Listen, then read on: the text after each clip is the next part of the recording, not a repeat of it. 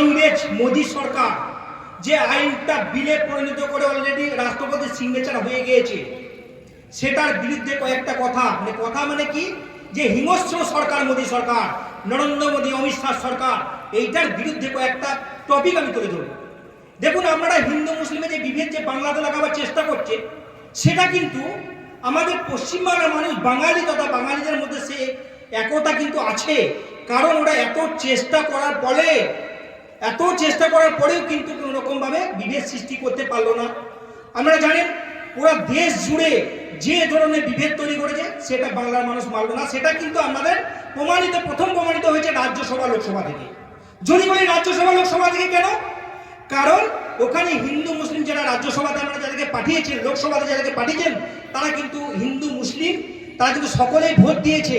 এবং শুধু মুসলিম নয়, যদি হিন্দুরা ভোট না দিত তাহলে ওয়াকফ বিলটা একদম সঙ্গে সঙ্গে ধরে যে রাত্রি 12টার পরে যেটা করেছে সেটা কিন্তু হতো না। কারণ একটা প্রতিবাদের ঝড় উঠেছিল।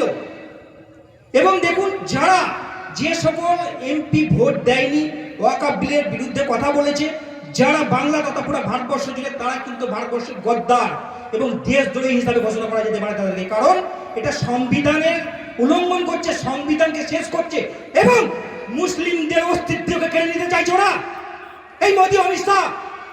তবে একটা কথা বলি, আমরা তাকে বারবার বলছি যে ওয়াকফ বিল যেটা ওরা পরিণত করেছে, ওটা অ্যাকচুয়ালি ভোটের মাধ্যমে হয়েছে এবং সংখ্যাগরিষ্ঠ বিজেপি আরএসএস এর চক্রান্তকারী সরকার, ভ্রষ্টাচারী সরকার, হিটলারি সরকার কিন্তু করেছে। সেই জন্য কিন্তু তারা বিল পাস করেছে এবং তারা রাতারাতি সবকিছু করেছে। জানেন, নোটবন্দি করেছিল, নোটবন্দিতে রাতে সবকিছু, ওদের রাতে হয়, কারণ দিনে কিছু করার সাহস ওদের নেই। কারণ ভারতবর্ষের মানুষ এখন সচেতন। আমরা 24-এর ইলেকশনে সেটা প্রমাণ পেয়েছেন। কিছু গদ্দার, ভারতবর্ষের যে কিছু গদ্দার নেতা আছে, তারা কিন্তু তাদেরকে সাপোর্ট করে তাদেরকে আবার সরকারে বসেছে। তাদেরকে আমি ধিক্কার জানাই। আজকে আমাদের হিন্দু মুসলিমের বিভেদ করা ভারতবর্ষে যাবে না, কোনোদিন বাংলা তাদের কোনো মতেই যাবে না। আজকে একটা জিনিস দেখুন, আপনারা ভারতবর্ষের মধ্যে সবকিছু বিক্রি করে দিয়েছে। এরপরে দেখবেন রেল, এয়ারপোর্ট থেকে আরম্ভ করে সবকিছু বিক্রি করে দেশটা আজকে অসাতলে চলে গিয়েছে। কিন্তু এর প্রতিবাদ কে করছে? কেউ করছে না। কিছু প্রতিবাদী লোক, কিছু কণ্ঠবাদী লোক, তারাই প্রতিবাদ করছে। এরপরে যদি ওয়াকফ বিল নিয়ে যদি আমাদের অস্তিত্বের সঙ্গে যে খেলা খেলছে, যদি আপনারা রাস্তায় নেমে আন্দোলন না করেন, তাহলে কিন্তু আপনাদের কিন্তু এরপরে আরো ভয়ানক একটা বিল আসছে। কি জানেন? ইউসিসি। আপনারা যে দাঁড়িয়ে রাখছেন সেটা রাখতে পাবেন না। নামাজ, আজান, জাকাত সবকিছু আপনাদের কাছ থেকে ছেড়ে নেবে। অতএব আপনাদের অস্তিত্বকে টিকিয়ে রাখতে গেলে এই হিটলারি সরকারের হিটলারি সরকারের কাছ থেকে যদি অস্তিত্বকে বাঁচানো যায়, তবেই আপনারা কিন্তু সবকিছু স্বাধীনতাভাবে পাবেন। কারণ ওরা যে ধরনের ব্যভিচার, যে ধরনের অন্যায় করছে, আজ মানুষ হয়ে সাধারণ নাগরিক হিসাবে, ভারতবর্ষের একজন হিন্দু জওয়ান হিসাবে, ভারতবর্ষের একজন কমান্ডো হিসাবে কোনোদিনই মানতে পারা যায় না। কারণ ওরা শত্রু, দেশের শত্রু। আজকে দেখুন, আপনি ভারতবর্ষের মধ্যে মোদী, অমিত শাহ এবং বিজেপি আরএসএস এর চক্রান্তের মধ্যে যদি কোনো রকম কথা বলেন, সত্য কথা যদি তুলে ধরেন, তাহলে আপনাকে দেশদ্রোহী ঘোষণা করেন। কেন? কারণ ওদের এই জিনিসটা না, ওরা একটা মাথার মধ্যে ঢুকে নিয়েছে হিন্দুত্ববাদী। হিন্দু মুসলিম কিছু হয় না। আমি যখন সেনাবাহিনীতে ছিলাম, কোবরা কমান্ডোতে ছিলাম, তখন গিয়েছিলাম, যাওয়ার পরে দেখতাম যখন জঙ্গলের মধ্যে ডিউটি করতাম, মুসলিম হিন্দু একত্রিতভাবে যখন আমরা খাবার খেতাম, ওর খাবার এই যে ডিস্ট্রিবিউট করে খেতাম, একই সঙ্গে খেতাম, শুতাম, এই যে চিন্তাধারা, এটা থেকে একটা হিংস্রপনা একটা সৃষ্টি করে দিয়েছে।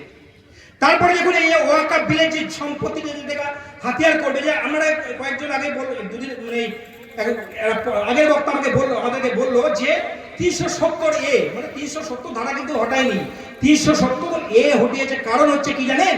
কারণ জম্মু কাশ্মীরের যে সরকার, জম্মু কাশ্মীরের যে জমি জমা যাতে বাইরের লোক কিনতে পেত না, সেটাকে আদানি আম্বানিদের মতো সুযোগ করে দিয়েছে এবং ওয়াকফ বিলটা পাস করেছে। এই জন্য তাদের বন্ধু আদানি আম্বানি কিছু পুঁজিবাদী লোককে স্বার্থ সমৃদ্ধির জন্য তারা কিন্তু ওয়াকফ বিলটাকে সমিতি দিয়ে দিল। যদি আমরা হাতে হাত মিলে হিন্দু মুসলিম ভাইচারা করে, যদি আপনারা কাঁধে কান মিলিয়ে যদি আপনারা রাস্তায় না নামেন, তাহলে কিন্তু আপনাদের অস্তিত্ব হাত দিয়েছে। এরপর একটা ভয়ঙ্কর স্মৃতি তৈরি হবে। অতএব আপনারা তৈরি হন, কারণ লড়াই করার জন্য তৈরি হন। আমরা সকলে আছি। আর কয়েকটা কথা আমি তুলে ধরবো আপনাদেরকে। যেমন আজকে যে হিংস্রতা মিডিয়া আমাদের ভারতবর্ষের সম্প্রীতি, ভারতবর্ষ সংস্কৃতি, বাংলা সংস্কৃতিকে নষ্ট করছে। Number 1 media, electronic media. Number 2, RSS বিজেপির ভয়ঙ্কর শক্তি, হিটলারি শক্তি। তারপরে কি হয়, আমাদের দেখেছেন এই যে পরিস্থিতি, ওয়াকাফ বিল, ইউসিসি লাগু করে, এনআরসি, সিএ লাগু করে যে ধরনের সৃষ্টি করেছে বিভেদ, যে ধরনের দাঙ্গা সৃষ্টি করেছে, যে ধরনের হিন্দু মুসলিমের বিভেদ সৃষ্টি করেছে, একটা ভয়ানক ভয়ানক পরিস্থিতির মধ্যে চলে যাচ্ছে। যেহেতু দেখবেন হিটলারি সরকার ছিল, জানেন হিটলারি সরকার 7,000 ইহুদিদেরকে গ্যাস টিনকেতে ভরে মেরে দিয়েছিল। সেই পরিস্থিতি দেখবেন এখানেও হতে পারে ভারতবর্ষে যে সৃষ্টি করেছে এই হিটলারি সরকার। কারণ আজকে হিটলারের সরকারের সঙ্গে নরেন্দ্র মোদী সরকারের অনেকটাই মিল আছে, অনেকটাই মিল আছে। আমরা দেখছেন, আপনি যান বাইরে কোনো বাঙালি লোক গিয়ে যদি বাইরে কথা বলেন, যেখানে হিন্দিভাষী এরিয়া, সেখানে গিয়ে দেখা যাবে আপনি বাংলাতে কথা বললে বলবেন বাংলাদেশি। হ্যাঁ, এই যে কথা। তারপরে দেখুন বাঙালিকে চক্রান্ত করছে, এবং বাংলাদেশ যেহেতু এখানে বিজেপি সরকার নেই, আরএসএস এর চক্রান্ত, হিন্দু মুসলিমের চক্রান্ত এখানে বিফল হয়ে যাচ্ছে। অতএব এখানে চাইছে হিন্দুত্ববাদীকে হাতিয়ার করে ওরা সরকার আনতে চাইছে, কিন্তু কোনো মতো নেই। যাতে আমাদের মতো কিছু লোক আছে যারা প্রতিবাদী লোক, তারা প্রতিবাদ করবে, সত্যটাকে সামনে ধরবে। এবং আপনাদেরকে আমি অনুরোধ করবো একটা কথা বলে, কারণ আজকে দেখুন মোদী সরকার একটা ভয়ঙ্কর শক্তি, হিটলারের সঙ্গে তুলনা করলাম, হিন্দু মুসলিমে পারলো না ওরা। এরপরে দেখুন আজকে আরেকটা সত্য কথা আপনাদের সামনে তুলে ধরছি। পুলওয়ামা অ্যাটাক হয়েছিল জানেন 2019-এ। পুলওয়ামা অ্যাটাকে 44 জওয়ান শহীদ হয়েছে। শহীদ হওয়ার পরে তার কোনো ইনকোয়ারি হয়নি।